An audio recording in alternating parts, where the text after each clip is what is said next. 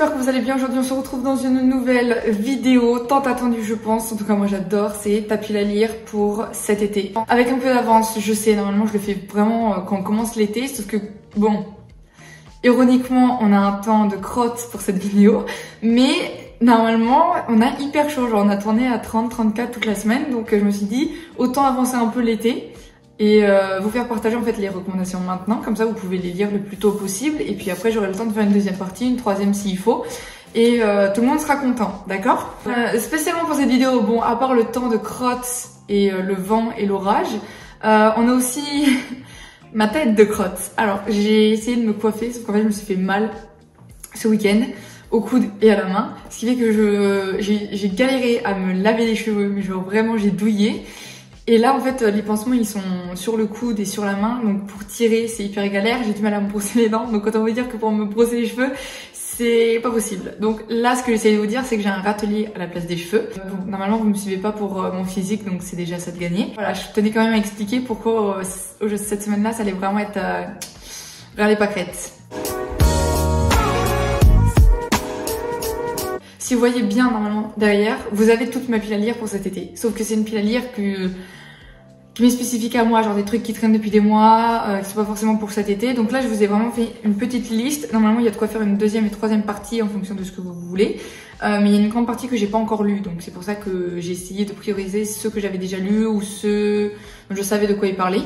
Mais du coup, je vous ai présenté normalement, si je me trompe pas, 6 ou 7 livres à lire pour cet été, que vous pouvez lire maintenant, qui sont grave cool et mais que vous devez lire, donc dépêche-toi de les acheter et de les avoir dans ta bibliothèque. Alors, premier livre dont on va parler, c'est Agro de Carrie Gray et Coralie June. Je vous en ai parlé dans mes favoris de 2021, ça a été un franc succès et bien évidemment je vous le présente pour cet été 2022. En gros, on va suivre Breeze qui vient de perdre sa meilleure amie Violette. C'était une soirée, il y a eu une descente de police et à partir de là en fait on ne sait plus où elle est, personne la retrouve et quelques jours plus tard on retrouve son corps qui a été saccagé comme pas possible. Donc là il faut savoir en fait qui est arrivé à Violette. On mélange de la romance au mystère. Bien évidemment je commence avec le plus fort, j'adore ce genre de livre et c'est pour ça que c'est un de mes favoris de 2021. Ce livre, on est à la plage en plein été, 2 garçons incroyables, un meurtre, une fille, du mystère, enfin tout est incroyable. Et les 2 garçons, donc il y a Chase qui est le frère de Violette et le copain de Violette avec qui ça allait pas forcément, qui s'appelle Kay. Et les deux en fait ils vont un peu tourner autour de Breeze alors qu'elle essaye de savoir qui a fait quoi, ni un. Dans les garçons il y en a qui sont suspectés d'avoir tué Violette. Enfin, c'était de la patate, ok? C'était de la patate. On a une vibe d'été, mais à 100%. Il y a tout le mystère, le smut est incroyable, toute la romance est trop cool à lire. Ça se lit hyper facilement et genre c'est tellement addictif parce que il y a tellement de signes. Mais en même temps, tu sais pas où tu vas. Et quand je vous dis que le plot twist de fin, j'étais choquée, tellement bien, genre trop agréable à lire et parfait pour l'été. Genre il n'y a pas d'autre mot. Donc vraiment celui-là, faites-vous plaisir, achetez-le, faites-moi confiance et lisez-le le plus vite possible. Genre c'est tellement des bonnes vibes et même si vous regardez cette vidéo en janvier, ça va vous donner envie d'être à la plage et tout et c'est ce qu'il vous faut. Ça se lit tout le temps mais cet été, lisez-le. Ensuite, après avoir fait le favori de 2021, fallait bien faire le favori de 2022. 10 bonnes raisons de te détester d'Emma Green. Là les gars, je vous en ai déjà parlé, mais forcément il fallait que je recommence à vous en parler. Emma Green, de ce que j'ai pu voir, c'est la pro, enfin les pros vu qu'elles sont 2, pour faire des romances très cool qui se passent dans des pays très exotiques. Donc là il y a Hawaï. Je crois que la plupart de leurs livres sont situés à Hawaï, à la mer, avec du surf et des vibes de summer incroyables. Donc pour le coup, c'est le seul que j'ai lu de ces auteurs-là, mais c'est pas le dernier.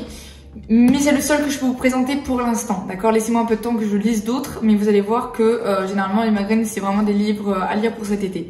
Ensuite, Gabrielle, qui en gros, suite à un coup d'un soir à Paris, est tombée enceinte de jumeaux. Donc tout se passe bien pour elle. Elle perd complètement de vue le mec qui s'appelle Art, genre en mode elle sait juste quelques informations vraiment, mais sinon rien du tout. Il est américain, c'était de passage et il s'est passé ça. Elle se rend compte qu'elle est enceinte de jumeaux et lui il est plus contactable, genre en mode elle sait pas qui c'est. Et tout se passe bien jusqu'au moment où vers les 6-7 ans des enfants, la fille demande beaucoup d'attention et devient un peu ingérable parce qu'elle veut tout le temps avoir l'attention comme si elle essayait d'avoir celle de son père. Et le petit arrête complètement de parler. Donc elle se dit ok, là il faudra que je le retrouve parce que il a peut-être les réponses à ces questions que moi je ne peux pas fournir pour l'instant. Elle le retrouve et bien évidemment il est à Hawaï. Et quand je vous dis la vibe hawaïenne, impeccable. Le décor hyper bien écrit. Tout ce qui est genre au niveau de la culture est hyper bien intégré. Il y a des activités de vacanciers, de personnes de l'île, genre en mode on est vraiment imprégné dedans, ce qui est hyper cool. C'est Gabrielle, elle est quand même française, donc genre c'est plutôt cool comparé à des protagonistes qui généralement sont américains. Là ça change, genre c'est hyper rafraîchissant. Et moi je suis désolée, je sais que beaucoup n'aiment pas qu'il y ait des enfants dans les livres, mais moi j'ai trop kiffé, genre les gosses ils étaient trop attachants. Ils sont trop mignons, ils sont trop rigolos et puis ça donne tellement genre un petit truc en plus au livre. Donc moi j'ai adoré. Gabrielle et Art, au début ils ne peuvent pas se supporter parce que bien évidemment genre c'est une situation un peu complexe, mais leur relation est trop cool à lire, trop cool à voir développer et ils m'ont fait trop rire. Genre eux et les enfants, c'est un délire. Donc vraiment je vous le recommande à 100% parce que c'est tellement agréable à lire. C'est un beau bébé, mais quand je vous dis que je l'ai lu en 2 jours et j'ai pas arrêté et j'étais trop déçue que ça se termine parce que j'étais trop confortable avec eux. C'était vraiment un super livre, donc vraiment je vous le recommande. On n'en parle pas assez, merci Victor de me l'avoir recommandé. Hâte de lire autre chose de ces auteurs-là, mais faites-moi confiance, genre je sais qu'on n'en parle pas beaucoup, mais celui-là c'est une pépite. Donc allez le lire, en plus c'est traduit, donc me faites pas shit. Je vais vous présenter It Happened One Summer et Hook, Line and Sinker de Tessa Bailey. Une petite duologie. Je vais plus vous résumer le premier tome et vite fait le deuxième tome, comme ça après vous voyez, parce que le deuxième tome j'ai pas encore lu mais je connais les personnages vu qu'ils étaient dans le premier tome. Piper c'est une influenceuse qui aime la fête, qui vit à Los Angeles, qui est pétée de thunes. Et elle vit sa meilleure vie, vraiment, jusqu'au moment où ça déborde un peu plus et elle se fait arrêter par la police. Et elle a des comptes à rendre à un collaborateur, à son beau-père. Et à partir de là, son beau-père, il fait bon là, t'as fait vraiment n'importe quoi. On va te mettre dans un petit stage de pauvreté, j'ai envie de dire. Il va falloir que tu travailles, tu vas être logée dans un petit truc et il va falloir que tu te débrouilles toute seule, ma grande.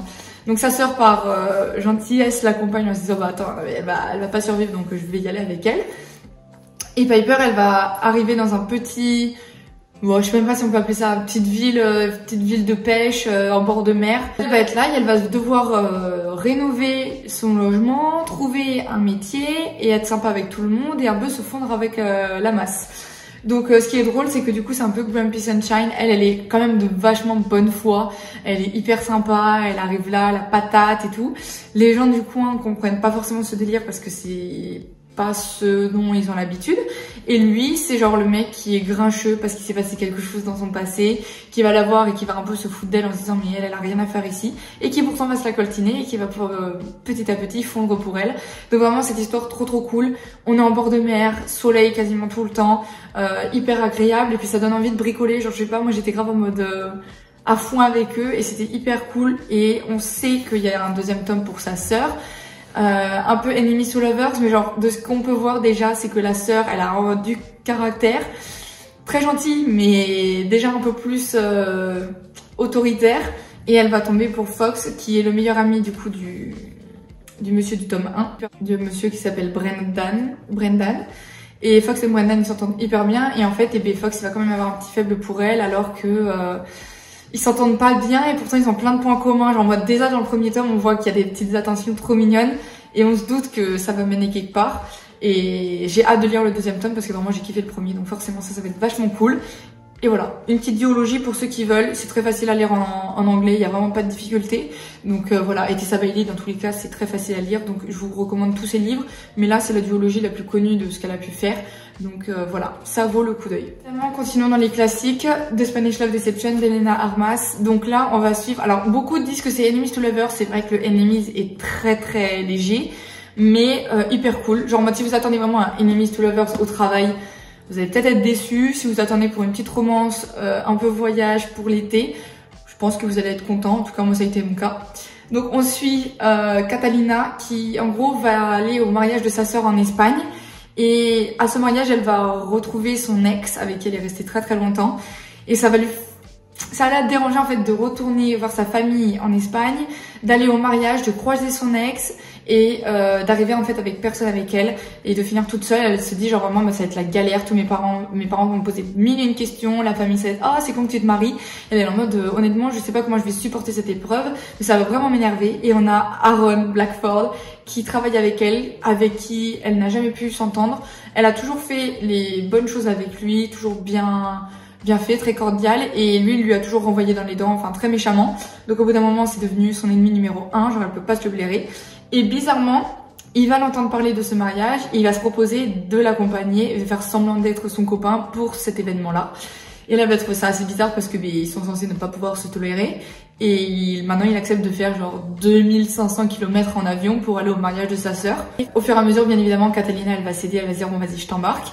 Et à partir de là, ils vont faire semblant de sortir ensemble alors qu'ils ne se supportent pas et faire semblant de sortir ensemble depuis déjà quelques temps devant toute sa famille et devant son ex et devant sa sœur et tatati tatata. On a de la proximité forcée parce que bien évidemment, ils vont devoir dormir ensemble vu que c'est censé être un couple.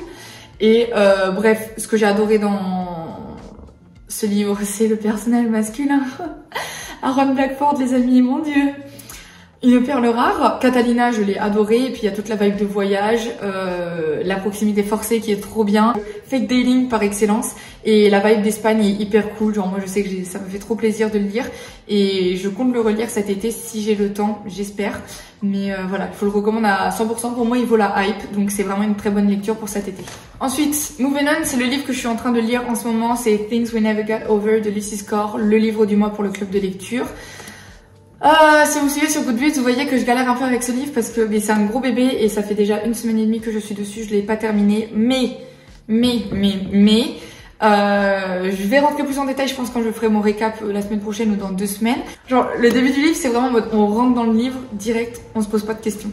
On suit Naomi qui vient de fuir son mariage, elle s'est enfuie et en gros, en même temps, elle a reçu un message de sa sœur jumelle avec qui elle ne s'est jamais vraiment entendue, mais vu qu'elle est, enfin, elle fait tout pour sa famille, elle va quand même y aller et elle se finit par atterrir dans le village dans lequel sa sœur vit et se faire braquer par sa sœur, ses papiers, son argent et sa voiture. Voilà. À partir de là, en fait, elle va arriver dans cette ville et elle va se rendre compte que tout le monde déteste sa sœur. Et vu qu'elles sont jumelles, elles se ressemblent. Donc, tout le monde va se dire, mais en fait, Tina, tu te dégages, personne te veut là. On a dit qu'on voulait plus te voir. Et elle va dire, alors moi, c'est Naomi, vous calmez. Et principalement, un des responsables d'un café, enfin non, pas d'un café, d'un salon et d'un bar, qui va lui tomber dessus en disant, toi, il faut que tu dégages. Et elle va être là, mais déjà, tu te calmes. On commence par se dire bonjour. Et tu arrêtes. Et il va être assez désagréable avec elle. Et au fur et à mesure, en fait, ce livre est vachement très comique, si je puis me permettre, parce que ils ne peuvent pas se supporter et ils vont finir par vivre à côté, travailler ensemble et devoir s'occuper de tout ensemble. Donc vraiment, Naomi, elle va faire du mieux qu'elle peut pour récupérer les les pots cassés, notamment la fille de sa sœur, qu'elle ne connaissait pas du tout. Ce livre, c'est vraiment genre la petite ville avec tout le monde connaît tout le monde. Grumpy Sunshine, donc le mec qui est vachement grincheux et la fille qui a un rayon de soleil. Avec un enfant en plus de, je crois, elle a bien 10 ans. La fille, du coup, la nièce de Naomi, dont elle va devoir s'occuper. Après, il y a son meilleur ami qui se ramène, sa famille qui se ramène. Lui, il y a son passé et sa famille à lui. Donc c'est un gros bébé, mais honnêtement, à lire cet été, ça va être hyper agréable parce que vous avez le temps de le lire. Chose que je n'ai pas en ce moment. Donc cet été, franchement, quand vous savez que vous avez du temps, pas d'obligation, que vous n'allez pas être stressé par le travail, que vous allez terminer vos études, lisez ce livre-là, il vaut largement la peine. Il est en train de monter un peu dans les scores sur TikTok et je pense qu'il vaut largement le coup. Juste moi, j'ai voulu le lire tout de suite et je pense que j'aurais dû attendre parce que c'est un bébé quand même assez grand et qui mérite qu'on soit posé et relaxé pour le lire. Il peut se lire très facilement, mais c'est vrai que moi j'ai pas une seule minute, donc c'est 5 pages par 5 pages depuis 1 semaine et demie. Dernier livre dont on va parler, c'est One Italian Summer de Rebecca Serle. Alors ce livre, je ne l'ai pas encore lu, mais je compte le lire pour cet été. Mais de ce que dit le synopsis, on suit Cathy qui a perdu sa mère et sa meilleure amie, qu'elle aimait de tout son cœur. Et bien évidemment, ça tombe au moment où elle devait faire un voyage ensemble en Italie, à Positano. Voilà, une ville en Italie, j'imagine.